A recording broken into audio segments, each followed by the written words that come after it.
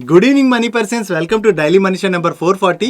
వీకెండ్లోని government of India steel and iron ore exports పైన duty related గా ఒక important statement చేసింది. దాంతో ఈరోజు సెషన్ లో గోదావరి పవర్, ఎన్ఎండిసితో పాటుగా మరికొన్ని స్టాక్స్ పాజిటివ్ గా రియాక్ట్ అయ్యాయి. దీని రిలేటెడ్ గా ఉన్నటువంటి అప్డేట్ గురించి మాట్లాడుకుందాం. దాంతో పాటు ఇప్పుడు ఈ స్టాక్స్ లో ఇన్వెస్ట్ చేయొచ్చా అని చెప్పి కొంతమంది అడుగుతున్నారు. దాని గురించి కూడా డిస్కస్ చేసుకుందాం. వీటితో పాటు మార్కెట్ లో ఉన్న ఇంపార్టెంట్ అప్డేట్స్ అన్నిటిని క్విక్ గా డిస్కస్ చేసేద్దాం. ముందుగా ఈరోజు మార్కెట్ అప్డేట్ చూసినట్లయితే ఈరోజు సెషన్లో సెన్సెక్స్ 518 పాయింట్స్ కరెక్ట్ అయ్యి 61,144 పాయింట్స్కి క్లోజ్ అయినట్లయితే నిఫ్టీ 147 పాయింట్స్ కరెక్ట్ అయ్యి 18,159 పాయింట్స్కి క్లోజ్ అయింది. అండ్ ఈరోజు సెషన్లో మిడ్ క్యాప్ ఇండెక్స్ 0.03% కరెక్ట్ అయినట్లయితే స్మాల్ క్యాప్ ఇండెక్స్ 0.16% పాజిటివ్గా రియాక్ట్ అయింది. అండ్ బ్యాంక్ నిఫ్టీ 0.21% కరెక్ట్ అయింది. ఈ రోజు మార్నింగ్ నుంచి చూసినట్లయితే మన మార్కెట్ లో ప్రెషర్ కనపడింది. దీనికి రీజన్ మన ఫ్రైడే రోజు వీడియోలో కూడా మాట్లాడుకున్నాం కదా. ఫెడ్ అఫీషియల్స్ కొంతమంది నెగిటివ్ కామెంట్స్ చేయడంతో ఫ్రైడే రోజు మన మార్కెట్ కరెక్ట్ అయిందని. అదే కాకుండా లాస్ట్ 5 days నుంచి డాలర్ కి అగెనిస్ట్ గా మన రూపీ కరెక్ట్ అవుతుంది. సో డాలర్ కి అగెనిస్ట్ గా మన రూపీ కరెక్ట్ అయినట్లయితే మనం ఏవైతే బయట నుంచి ఇంపోర్ట్స్ చేసుకుంటుంటామో ఈ ఇంపోర్ట్స్ కి గాను మనం ఎక్కువగా పే చేయాల్సి ఉంటుంది. సో మన రూపీ ఎప్పుడు వీక్ అయినా సరే దాని వలన మన మార్కెట్ మీద ప్రెషర్ పడుతుంది. దాంతో పాటుగా గోల్డ్మెన్ సాక్స్ వాళ్ళు గ్లోబల్ ఈక్విటీ మార్కెట్ రిలేటెడ్ గా కొన్ని నెగిటివ్ కామెంట్స్ చేయడం జరిగింది.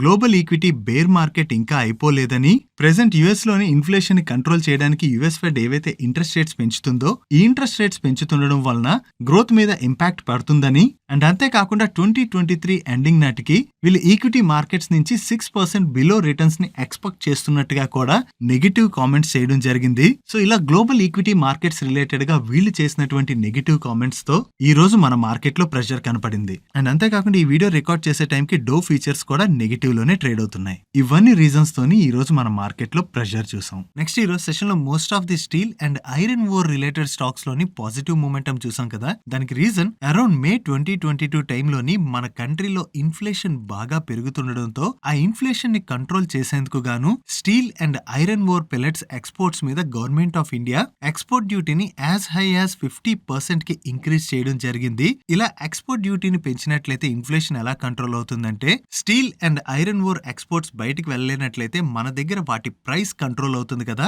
ఆ ప్రైస్ కంట్రోల్ అవడం వలన మన కంట్రీలో ఇన్ఫ్లేషన్ తగ్గేటువంటి ఛాన్స్ ఉంటుంది. ఈవెన్ వీటి మీదనే కాదు, పామ్ ఆయిల్ ఎక్స్పోర్ట్స్ మీద కూడా ప్రీవియస్ గా గవర్నమెంట్ ఆఫ్ ఇండియా ఎక్స్పోర్ట్ డ్యూటీని విధించడం జరిగింది. Now coming to the steel and iron ore exports tax. దీంతో ఆ టైంలోని స్టీల్ కంపెనీ స్టాక్స్ లో మనం బాగా ప్రెషర్ చూసాం. బట్ ఇప్పుడు మన కంట్రీలో ఇన్ఫ్లేషన్ కంట్రోల్ అవుతున్నటువంటి సూచనలు కనిపిస్తుండడంతో స్టీల్ మినిస్టర్ జ్యోతిరాదిత్య సింధియా గారు ఫైనాన్స్ మినిస్ట్రీకి ఎక్స్పోర్ట్ డ్యూటీని తగ్గించమని లేదా రోల్ బ్యాక్ చేయమని చెప్పి రిక్వెస్ట్ పెట్టినట్టుగా ఫ్రైడే రోజు ఒక అప్డేట్ వచ్చింది. దీని రిలేటెడ్ గా మన గవర్నమెంట్ ఆఫ్ ఇండియా దగ్గర నుంచి ఫ్రైడే రోజు అఫీషియల్ కన్ఫర్మేషన్ కూడా వచ్చింది. గవర్నమెంట్ ఆఫ్ ఇండియా ఈ స్టీల్ అండ్ ఐరన్ ఓర్ కి సంబంధించినటువంటి కొన్ని ప్రొడక్ట్స్ మీద ఎక్స్పోర్ట్ డ్యూటీని తగ్గించడం అండ్ కొన్ని ప్రొడక్ట్స్ మీద ఎక్స్పోర్ట్ డ్యూటీని కంప్లీట్ గా రిమూవ్ చేయడం జరిగింది. ఇందులో 58% కన్నా తక్కువ ఐరన్ కాంపోనెంట్ ఉండేటువంటి iron ore lumps and fines మీద నిల్ ఎక్స్పోర్ట్ డ్యూటీ పడనున్నది. అండ్ 58% ఐరన్ కాంపోనెంట్ కన్నా ఎక్కువ ఉండేటువంటి iron ore lumps and fines మీద 50% ఎక్స్పోర్ట్ డ్యూటీ ఉండేది. దాన్ని ఇప్పుడు 30% కి తగ్గించారు. అండ్ ఐరన్ ఓర్ పెల్లెట్స్ మీద నిల్ ఎక్స్పోర్ట్ డ్యూటీ పడనున్నది. అలాగే pig iron and steel products మీద కూడా నిల్ ఎక్స్పోర్ట్ డ్యూటీ పడనున్నది. సో గవర్నమెంట్ ఆఫ్ ఇండియా దగ్గర నుంచి ఫ్రైడే నైట్ ఈ అనౌన్స్మెంట్ రావడంతో ఈ రోజు సెషన్ లో most of the steel stocks తో పాటుగా గోదావరి పవర్ అండ్ అలాగే Sharada energy and mineral stocks కూడా పాజిటివ్ గా రియాక్ట్ అయ్యాయి. సో ఈ స్టాక్స్ ఇప్పుడు ఇలా పాజిటివ్ గా రియాక్ట్ అవడంతో కొంతమంది ఇప్పుడు ఈ స్టాక్స్ లో రివైవల్ వస్తుందా, వీటిలో ఇప్పుడు మనం ఇన్వెస్ట్ చేయొచ్చా అని అడుగుతున్నారు. మీరు ఒకటి గుర్తుంచుకోండి, as government of India export duty cut చేయడం వలన అది కంపెనీస్ రిలేటెడ్ గా పాజిటివ్. బికాస్ వీళ్ళు ఇప్పుడు ఎక్స్పోర్ట్ చేసుకునేటువంటి అవకాశం ఉంటుంది. ప్రీవియస్ గా ఎక్స్పోర్ట్ డ్యూటీ ఎక్కువగా ఉండడం వలన వీళ్ళు ఎక్స్పోర్ట్ చేసినట్లయితే ప్రైస్ కూడా బాగా పెరిగిపోతుంది. కాబట్టి వీళ్ళ దగ్గర నుంచి కస్టమర్స్ ఎక్కువగా కొనేటువంటి అవకాశం ఉండదు. నౌ ఈ ఎక్స్పోర్ట్ డ్యూటీ కట్ వలన వీళ్ళ ప్రైస్ తగ్గుతుంది. దానివల్ల కస్టమర్స్ వీళ్ళ దగ్గర నుంచి ఎక్కువగా తీసుకోవచ్చు. కానీ ఇవన్నీ సిక్లికల్ స్టాక్స్ అని మనం గుర్తుపెట్టుకోవాలి. మార్కెట్ లో ఈ ప్రొడక్ట్స్ రిలేటెడ్ గా పెద్దగా డిమాండ్ లేకపోయినా లేదా లాస్ట్ ఫ్యూ మంత్స్ గా మనం చూస్తే వేరియస్ కమోడిటీ ప్రైసెస్ కూడా బాగా తగ్గాయి కదా, దాని వలన కూడా వీటి మీద ఇంపాక్ట్ ఉంటుంది. సో అందుకనే కమోడిటీ స్టాక్స్ లో ఇన్వెస్ట్ చేసే ముందు ఇవన్నీ కూడా మనం దృష్టిలో పెట్టుకునే మన డిసిషన్ తీసుకోవడం would be better. Next December 19th నుంచి సెన్సెక్స్ లో ఉండేటువంటి 30 స్టాక్స్ లోని ఒక చేంజ్ ని అనౌన్స్ చేశారు. సెన్సెక్స్ 30 స్టాక్స్ నుంచి డాక్టర్ రెడ్డిస్ ని తీసేస్తున్నారు. ఆ ప్లేస్ లోని టాటా మోటార్స్ ని యాడ్ చేస్తున్నారు. సో ఏవైతే ఫండ్స్ ఈ సెన్సెక్స్ ని ట్రాక్ చేస్తుంటాయో ఆ టైంలోని ఈ ఫండ్స్ నుంచి డాక్టర్ రెడ్డి స్టాక్ లోంచి అవుట్ఫ్లోస్ వెళ్ళొచ్చు అండ్ అలాగే టాటా మోటార్స్ లోకి ఇన్ఫ్లోస్ వచ్చేటువంటి అవకాశం ఉంటుంది. ఈ వీడియోలో ఇన్ఫర్మేషన్ షేర్ చేయడానికి మీ మనీ పర్స్ టీమ్ ఏవైతే ఎఫర్ట్స్ పెడుతుందో ఆ ఎఫర్ట్స్ కనుక మీకు హెల్ప్ఫుల్ అవుతున్నట్లయితే వీడియోని ఖచ్చితంగా లైక్ చేయండి. నెక్స్ట్ ఐఎక్స్ దగ్గర నుంచి వీకెండ్ లో ఒక ఎక్స్చేంజ్ ఫైలింగ్ వచ్చింది. ఈ ఐఎక్స్ వాళ్ళ బోర్డు నవంబర్ 25th రోజున మీట్ అయ్యి వీళ్ళ ఈక్విటీ షేర్స్ యొక్క బైబ్యాక్ ప్రపోజల్ ని కన్సిడర్ చేయబోతున్నట్టుగా చెప్తున్నారు. ఈ బైబ్యాక్ ప్రపోజల్ ని కన్సిడర్ చేయబోతున్నారన్న అప్డేట్ తో ఈ రోజు సెషన్ లో స్టాక్ లో పాజిటివ్ మూమెంటం చూసాం. కాకపోతే వీళ్ళు ఏ రూట్ లో బైబ్యాక్ చేస్తారు అండ్ వీళ్ళు షేర్స్ ని ఏ ప్రైస్ లో బైబ్యాక్ చేస్తారు అన్నది కూడా మనం చూడాలి. లాస్ట్ ఫ్యూ మంత్స్ గా వీళ్ళు మార్కెట్ షేర్ ని కోల్పోతుండడంతో కంటిన్యూస్ గా మనం ఐఎక్స్ స్టాక్ లో ప్రెషర్ చూస్తున్నాం. మైట్ బి స్టాక్ లో ఏదైతే ప్రెషర్ కనబడుతుందో దాన్ని కంట్రోల్ చేయడానికి కంపెనీ ఈ పాజిటివ్ కార్పొరేట్ యాక్షన్ ని అనౌన్స్ చేయడానికి ప్రయత్నిస్తున్నట్టుంది. We have to wait and see వీళ్ళు ఎందుకు చేస్తున్నారు అన్నది మనం పర్టికులర్ గా చెప్పలేం. బట్ నవంబర్ 25th రోజున ఈ బైబ్యాక్ రిలేటెడ్ డీటెయిల్స్ ని మనం అబ్జర్వ్ చేయవలసి ఉన్నది. నెక్స్ట్ EaseMyTrip వాళ్ళు ప్రీవియస్ గా స్టాక్ స్ప్లిట్ అండ్ బోనస్ ఇష్యూని అనౌన్స్ చేశారు. ఈ stock split and bonus issue యొక్క ఎక్స్ డేట్ ఈ రోజు.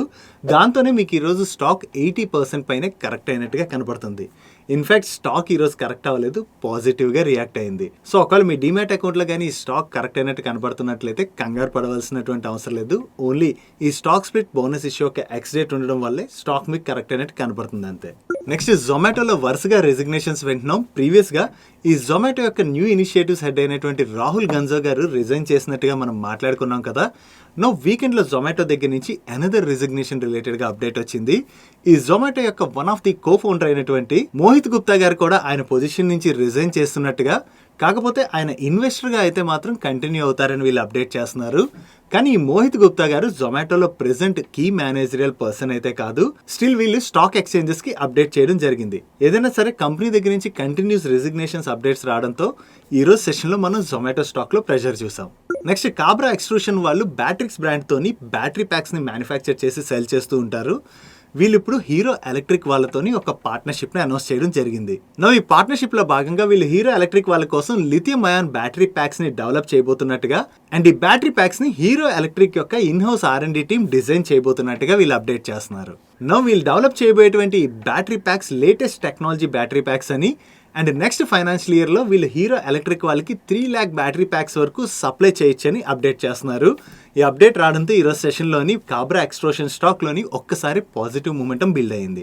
నెక్స్ట్ ఆర్తి ఇండస్ట్రీస్ వాళ్ళు దీపక్ ఫెర్టిలైజర్స్ వాళ్ళతోని 20 years పీరియడ్ కి గాను నైట్రిక్ యాసిడ్ సప్లై రిలేటెడ్ గా బైండింగ్ టర్మ్ షీట్ ని సైన్ చేయడం జరిగింది.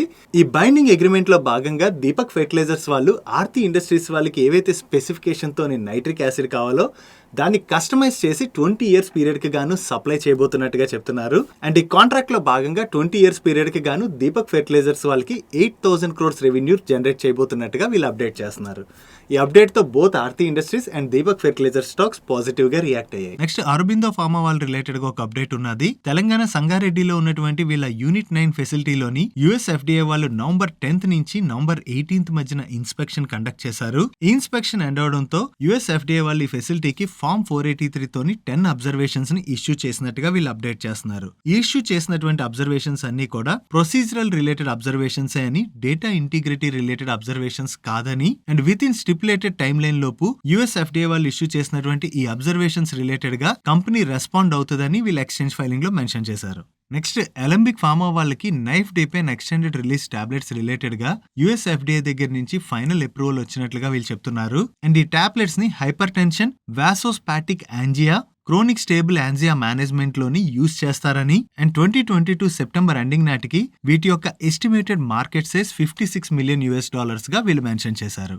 నెక్స్ట్ న్యాచురల్ క్యాప్సూల్స్ వాళ్ళ సబ్సిడరీ అయినటువంటి న్యాచురల్ బయోజెనిక్స్ ప్రైవేట్ లిమిటెడ్ వీళ్ళు స్టెరాయిడల్ API మ్యానుఫ్యాక్చరర్. వీళ్ళ రిలేటెడ్ గా న్యాచురల్ క్యాప్సూల్స్ వాళ్ళు ఏం అప్డేట్ చేస్తున్నారంటే వీళ్ళ ఫస్ట్ ఫండ్ రైజ్ సక్సెస్ఫుల్ గా కంప్లీట్ చేసినట్లుగా, ఈ ఫండ్ రైజ్ లోని 16.67 lakh షేర్స్ అంటే 7.69% స్టేక్ ని అలాట్ చేయడం ద్వారా 18.75 crores ఫండ్ రైజ్ చేసినట్టుగా వీళ్ళు అప్డేట్ చేస్తున్నారు.